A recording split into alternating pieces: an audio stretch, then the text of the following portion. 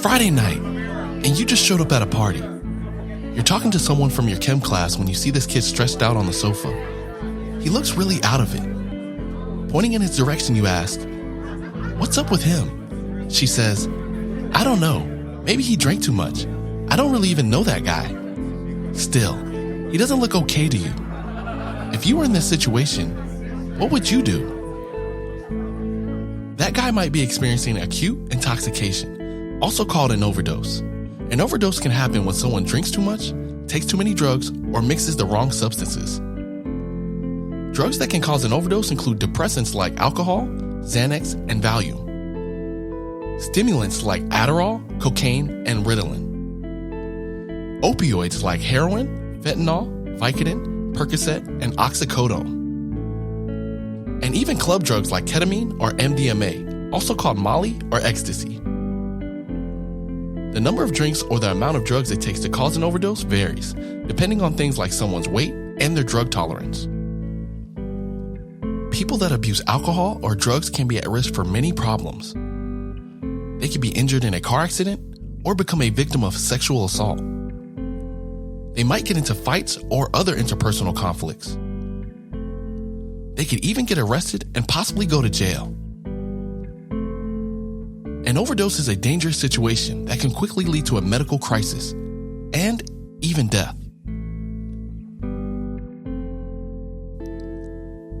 But how can you tell if someone could be overdosing? Different drugs affect people in different ways, so there's no one symptom of an overdose. But here are some things you should look for.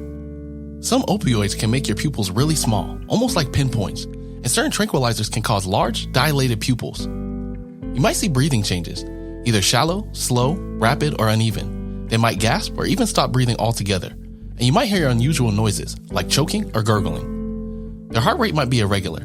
It could be fast if they've taken stimulants, or slowed down if they're on depressants or tranquilizers. The look or feel of their skin might change. They might be very warm if they've taken certain club drugs, or cold to the touch if they drank too much or took opioids. Depending on what they took, their lips and fingers might be blue or purple, or their skin might look red and flushed. They could shake and have tremors, and they might go into convulsions or have a seizure.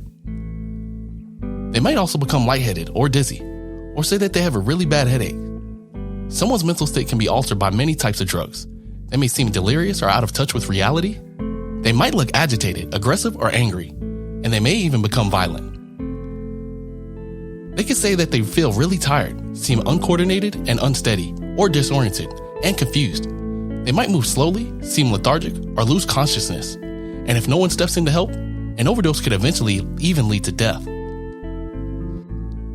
An overdose is a really serious situation, but you can act and potentially save a life if you know what to do. Ask if they're okay, and if they've been drinking or what drugs they've taken. Don't hesitate to get involved. Call 911. Give your exact location and phone number. Explain what's going on and if you know what the person took. Take action to help. Try talking to them loudly. Shout their name. Try to wake them by lightly shaking their shoulders or rubbing your knuckles back and forth firmly in the middle of their chest. Place them on their side in the recovery position, with their hands under their head and upper knee forward to prevent them from rolling onto their stomach. Stay with them until the ambulance arrives. Perform rescue breathing and CPR if you need to. Tell the paramedics if you know what or how many drugs they took or how much alcohol they drank. This information can help them provide the right treatment. If you suspect an opioid overdose, there's one more thing you can do. Narcan or naloxone is a nasal spray medicine used to treat opioid overdoses. A person overdosing for opioids may be unresponsive to your touch or voice. They may have pinpoint pupils, lose consciousness, or you may see slow, irregular, or no breathing. They may make snoring, gasping, or gurgling noises, and their fingernails or lips might look blue or purple. To administer Narcan, lay the person on their back and insert the tip of the device in one of their nostrils.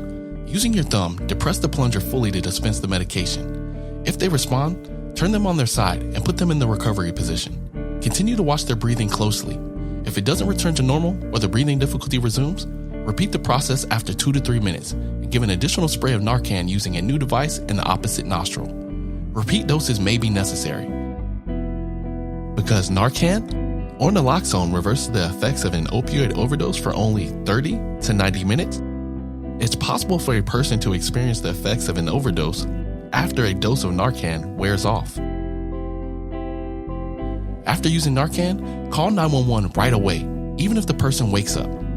You can find out how to get Narcan or naloxone by going to isavefl.com. And if you're going out with friends, have Narcan with you, just in case. Remember, if someone overdoses on fentanyl, you might need to administer more than one dose. There are also certain things that you definitely shouldn't do in an overdose situation. Don't put them in a cold shower or bath, or try to wake them forcefully by slapping or hitting them. Don't try to give them coffee or anything to eat. Don't try to make them throw up. Don't call anyone else before calling 911. Most importantly, don't assume someone else will help. Don't wait to act, or it could be too late.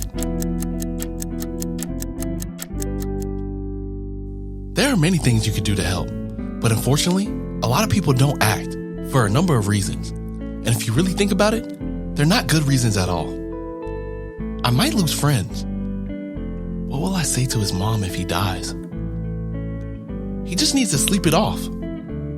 But he may never wake up. He's taken that before. He'll be fine. What if he took too much this time? I took the same thing he did and I'm fine. But he could have less tolerance and I could help him. I'm not sure what to do, but now I know how to act to save his life. I could get in trouble. The Florida 911 Good Samaritan law protects me, and he needs my help. Did you know that you're protected under Florida law when you assist someone you think might be overdosing? The Florida 911 Good Samaritan law says that a person acting in good faith who seeks medical assistance for an individual experiencing or is believed to be experiencing an alcohol or drug-related overdose may not be arrested, charged, prosecuted, or penalized for simple drug possession.